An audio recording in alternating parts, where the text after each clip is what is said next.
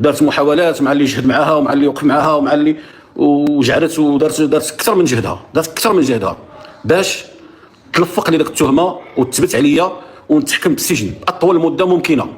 ربي ما كملش عليها وبقى داك الشيء في اليوتيوب، بقى الارشيف مسخ بزاف. داك هو صريح معكم.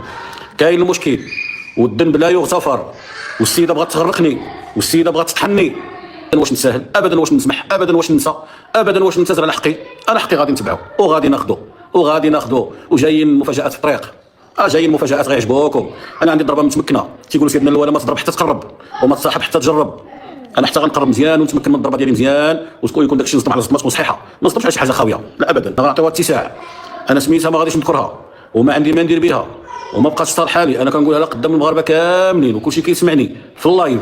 هي بغات قضيتها تكون قضيه راي عام، انا كنقولها لها قدام الراي العام. كنقول لها بان انا ما بقى عندي ما ندير بك بصريح العباره.